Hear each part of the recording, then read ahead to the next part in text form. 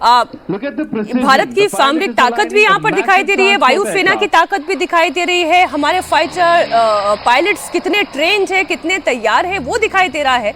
और फिर हमारी जो एयर स्ट्रिप तैयार हुई है वो अभी अजीत जी बताए थे, बीजू पटनायक का उन्होंने एक संस्मरण यहाँ पर शेयर किया कि वो भी एक परिस्थिति थी और आज का भी ये भारत है, ताकतवर भारत। जो सेंसिटिव एरियाज हैं जैसे अरुणाचल है या फिर लद्दाख है, यहाँ पर ये एयर स्ट्रिप बहुत पैमाने पर बनाई जा रही है ताकि ऑल्टरनेटिव, देखिए एक तो होता है जहाँ पर हवाई अड्डा होता है एयरफोर्स का, उसमें बहुत सारी और फैसिलिटीज होती हैं, सिर्फ एयर स्ट्रिप नहीं होती, उसमें विमानों को रखने की फैसिलिटीज होती हैं, उनको ठीक करने की फैसिलिटीज होती हैं, रडार्स होते हैं, बहुत सारा और सामान होता है, ये बहुत सारा। ये जो है इमरजेंसी है, यहाँ पर जो है जब कोई विमान उतारना होगा या फिर यहाँ से अगर ऑपरेट करना होगा तो यहाँ पे थोड़ी बहुत जो मोबाइल फैसिलिटीज हैं उनको लगाना पड़ता है। एक छोटी सी बात, फिर मैं मनीष आपके पास आ रही हूँ कि हम तो देखिए कंपैरिजन करते हैं और ये कंपैरिजन शुद्ध रूप से राजनीतिक कंपैरिजन होता है। कोई भी देश की कोई भी सरकार होगी वो ये चाहेगी कि भारत मजबूत हो या उनका मुल्क मजबूत हो, चाहे वो कमजोर देश हो, चाहे वो ताकतवर देश हो, चाहे अमेरिका हो, रशिया हो या भारत हो, चीन हो, कोई भी देश हो। लेकिन वहां की सरकारों का निजाम कैसा होता है, वो कैसे तैयारी करती है, फिर पता चलता है कि सरकार मजबूत है या नहीं, सशक्त अपने देश को बनाना चाहती है या नहीं। कांग्रेस पर अक्सर ये आरोप लगता रहा है कि आप जितना कर सकते थे आपने उतना नहीं किया। आप हमेशा डिफेंसिव नीति पर काम करते रहे, आपने एग्रेसिव होने की कोशिश नहीं की।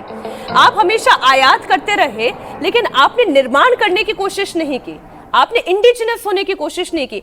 पिछले 11-12 साल में वो ट्रेंड बहुत तेजी से बदला है, क्या आप भी एक्सपीरियंस करते हैं? बिल्कुल ट्रेंड बदला है। मेक इन इंडिया का जो पूरा मामला है, या फिर अगर आप विदेशी कंपनियों से भी हथियार खरीदें तो उसकी या तो टेक्नोलॉजी भारत लेके आए या फिर एक जॉइंट वेंचर के जरिए जो है आप भारत में जो है वो चीज़ें तैयार करें। जैसे अब AN-32 की बात हुई, यहाँ पर जो दूसरा मालवाहक विमान जो है वो उतर रहा था, तो इसको इंडिया जो है रिप्लेस कर रहा है एयरबस C-295 के साथ, जो कि टाटा के साथ मिलकर जो है भारत में ही बनाए जा रहे हैं। तो उस तरह से बहुत सारी चीज़ें जो हैं भारत जो है वो इंडिजिनस बना रहा है, चाहे वो मिसाइलें हों, विमान की जो कोशिश है, राडार्स हों, जो मल्टी बैरल रॉकेट लॉन्चर्स हों, या फिर इस तरह की जितनी भी फैसिलिटीज़ या हथियार हैं वो भारत में बनाने की कोशिश कर रहा है। स्मॉल वेपन्स भी भारत में तेजी से बनाने की कोशिश की जा रही है। तो ये एक सोच दिखाता है किसी भी सरकार की या किसी भी नेशन की कि वो किस तरह से एक मजबूत जो मिलिटरीली मजबूत नेशन होता है वो बनाने की कोशिश की जाए। मनीष, ये यहाँ स्टूडियो की चर्चा भी आप सुन रहे होंगे और वहां की तस्वीरें भी हम लगातार दर्शकों को दिखा रहे हैं। जब नीति स्पष्ट होती है तो देश कैसे सशक्त दिखाई देता है, क्या इस तस्वीर में आप वो महसूस कर पाते हैं? प्रधानमंत्री नरेंद्र मोदी मंच पर हैं, इस वक्त असम के पूर्व मुख्यमंत्री और मौजूदा मुख्यमंत्री वो दोनों भी इस वक्त मंच पर दिखाई दे रहे हैं, एयरफोर्स चीफ वहां पर मंच पर दिखाई दे रहे हैं। लेकिन जो पूरी दुनिया देख रही है वो ये भारत की ताकत है कि हम कैसे एग्रेसिवली मिलिटरीली अपने आप को डेवलप कर रहे हैं और सशक्त कर रहे हैं। मीनाक्षी, तस्वीरों के माध्यम से समझना बहुत जरूरी है और ये जो मैसेजिंग है 14 फरवरी के दिन, यानी उस दिन जिस समय पुलवामा अटैक हुआ और उसके बाद हमने जो बालाकोट हुआ वो किया था, तो इसीलिए आज का दिन बहुत इंपॉर्टेंट है। इसी वजह से आज का दिन असम के इस मोरान हाईवे पर चुना गया कि आज यहाँ पर भारतीय वायुसेना की कैपेबिलिटी दिखाई जाएगी।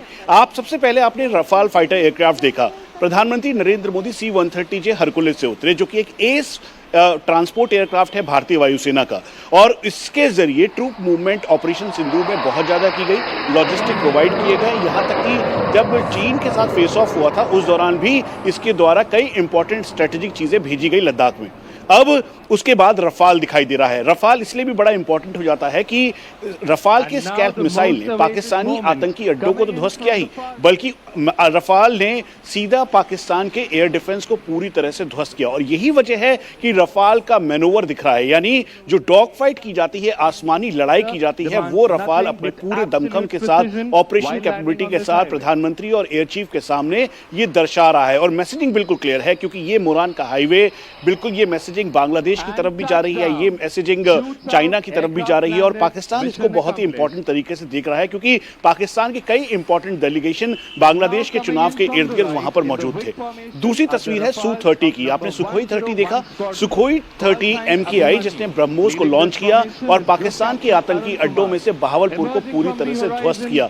जो ब्रह्मोस हैं मेक इन इंडिया का प्रतीक, उसके अलावा जो Su-30 है उसने पूरी पावर के साथ पाकिस्तानियों को ऑपरेशन सिंदूर में खदेड़ा और यही वजह है कि तय किया गया कि रफाल और Su-30 एक साथ यहां पर भारतीय वायुसेना का दमखम दिखाई उनका देगा। कई सारे तर्क किए जाते हैं कि अभी इस समय 29 स्क्वाड्रन है भारतीय वायुसेना के पास, कम स्क्वाड्रन है फाइटर की, लेकिन इनके जरिए हम आपको बता दें कि भारतीय वायुसेना की जो ऑपरेशन कैपेबिलिटी है उसमें कहीं से भी कोई कमी नहीं है और इसीलिए AN-32 या फिर C-130J हरकुलिस के द्वारा या फिर स्पेशल फोर्सेस के कमांडोज जिसमें गरुड़ कमांडोज हैं, भारतीय वायुसेना की असॉल्ट लैंडिंग करते हुए उतरते हुए किसी भी दुश्मन के एरिया को डोमिनेट करते हुए उनको ध्वस्त करने की काबिलियत इनके पास है और यही ऑपरेशन सिंदूर में दिखाया।